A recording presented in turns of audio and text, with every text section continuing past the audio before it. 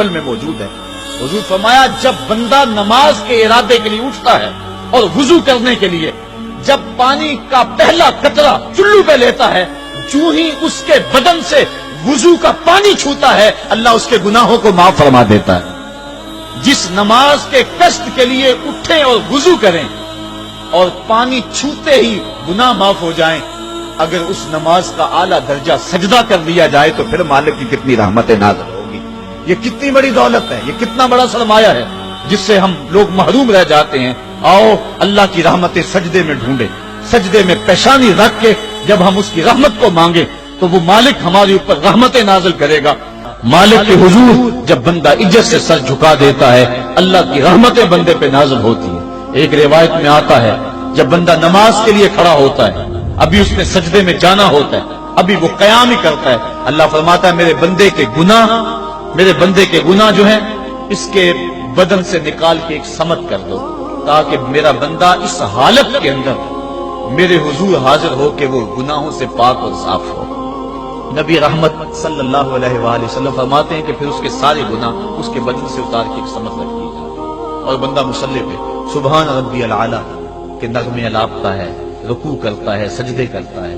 جب سلام پھیر کے نماز ختم کر کے دعا کر کے جانے لگتا ہے تو فرشتے عرض کرتے ہیں مالک یہ جو گناہ اتار کے ایک سائڈ پہ رکھے تھے یہ دوبارہ اس کو دے دیں۔ اللہ فرماتا ہے جس کی جھولی سے گناہ نکال لیے تھے دوبارہ اس کی جھولی میں نہیں ڈالیں۔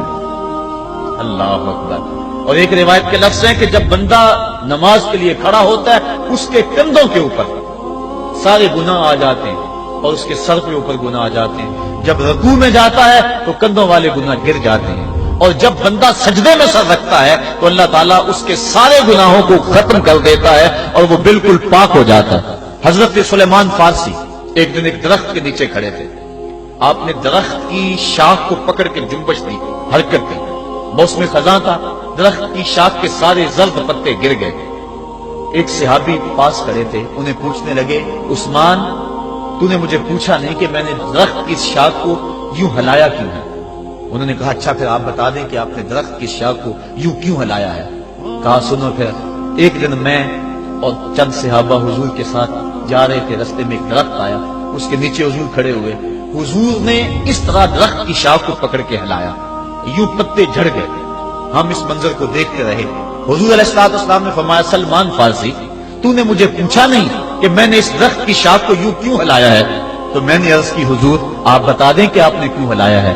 فرمایا سلمان جس طرح اس درخت کی شاخ کو ہلایا گیا اور سارے پتے جھڑ گئے، جب کوئی بندہ سجدے میں سر رکھتا ہے نماز پڑھتا ہے اس کے سارے گناہ دھل جاتے ہیں اور وہ پاک اور صاف ہو جاتا ہے۔